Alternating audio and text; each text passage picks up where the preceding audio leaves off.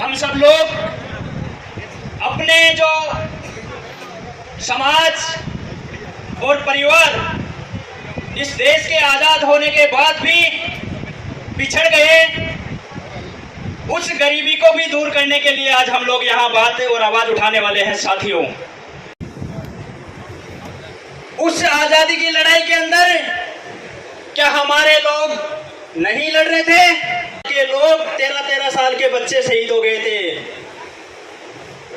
शहीद रामचंद्र विद्यार्थी वो हमारा था, शहीद भगत सिंह वो हमारे थे, सुखदेव और राजगुरु जो 19-19 साल के उम्र में शहीद हो गए साथियों हमारे लिए। क्या वो इसलिए हो रहे थे कि हमारे समाज और हमारे लोग 70 साल बाद भी अपने हक अधिकारों के लिए लड़ाई लड़नी पड़ेगी? इस बात को सोचना होगा साथियों। जब मैं शहर को जाता हूं तो देखता हूं एक गरीब माँ अपने बच्चे को लेके जाती है और उसको पीटते पीटते लेके जाती है। क्यों? क्योंकि वो बच्चा मांग करता है कि मम्मी मुझे खिलौना दिला दो, मम्मी मुझे बिस्कुट दिला दो, मम्मी मुझे कुछ चीज खिला दो।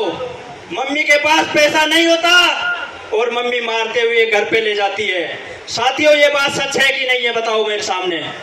दूसरा मैं देखता हूं एक अमीर गाड़ी आती है, उसके अंदर एक कुत्ता निकलता है और वो कुत्ता कभी आमलेट खाता है, कभी चॉकलेट खाता है, कभी पता नहीं कौन कौन से क्वालिटी के बिस्किट खाता है जो आपके भी मतलब नसीब में नहीं होते होंगे। तो वो कुत्ता जीभ निकाल के लपलपाता है। मैं सोचता हूँ ये जरूर कुछ ना कुछ हम लोगों को, जो गरीब आदमी है उन लोगों को देख रहा है साथियों। वो क्या कहता होगा? वो कहता होगा तुम्हारी कोई जीवन है? ये जीवन है क्या? ये जीवन मेरा देखो, मैं एसी की गाड़ी से चलता हूँ और एसी के महलों में रहता हूँ। साथियों इस व्यवस्था के जिम्मेदार कौन है? ये सवाल अपने आप से पूछना है साथियों। एक और आज मैं इस मंच के ऊपर मैं एक प्रधानमंत्री का जिक्र करना चाहूंगा।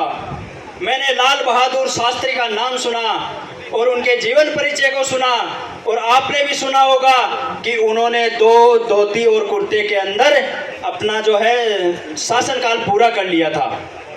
नेताओं का विकास देखिए, एक और वैसे प्रधानमंत्री थे और एक और ऐसे प्रधानमंत्री है जो 10-10 लाख रुपए के सूट पहनते हैं। और हमारे लोगों सोचो जरा, हमारे बदन पे मेहनत या किसी भी कारण ये कुर्ता आ गया हो, इसके नीचे झांक के देखिए, अगर आपका बनियान फटा हुआ है तो साथियों आपका विकास अधूरा है साथियों।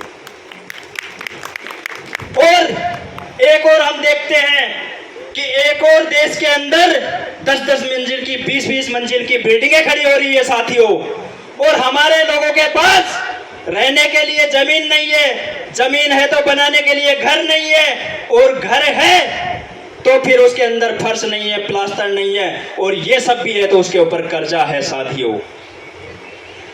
क्या इस सभी व्यवस्था के पीछे हम लोग जिम्मेदार नहीं है?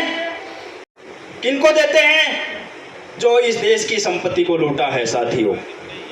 एक और मैं बोलना चाहता हूं कि हमारे जो देश के लोग हैं उन सब लोगों का निकम्मा बोलकर इस देश की संपत्ति बेची जा रही है।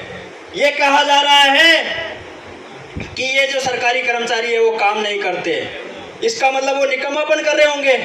लेकिन सब लोग निकम्मे नहीं है साथियों। जो निकम्मे हैं उन लोगों को निकालिए और अच्छे लोगों को भर्ती करिए। इसलिए मैं इस चीज का विरोध करता हूं साथियों। अभी बहुत सारी समाजों के जो महाकुंभ हुए, उन सभी के अंदर सभी समाजों ने सभी महाकुंभों के अंदर 2 आवाज उठाई है। जो प्रमुख मांग है वो है इस देश की जातीय जनगणना हो और ओबीसी का आरक्षण का जो बंटवारा है वो किया जाए। तो मैं उन सभी महाकुंभों में जो आवाजें उठाई गई है उन सब का समर्थन करता हूं साथियों। वक्त है कम, लंबी है मंजिल, तुम्हें तेज कदम चलना होगा। हे परम तपस्या के पति को, तुम्हें नूतन पथ रचना होगा। साथियों, यूं तो चांदनी चांद से होती है, सितारे भी साथ दे तो कोई और बात है। चलने को तो मानव एक पांव से चलता है, मगर दूसरा भी साथ दे तो कोई और बात है। साथियों, क्रांति एक ही व्यक्ति लाता है, मगर पूरी समाज साथ दे तो कोई और बात है। इन्हीं शब्दों को मैं कहते हुए अपनी वाणी को विराम देता हूँ। जय हिंद, जय माँ भारती।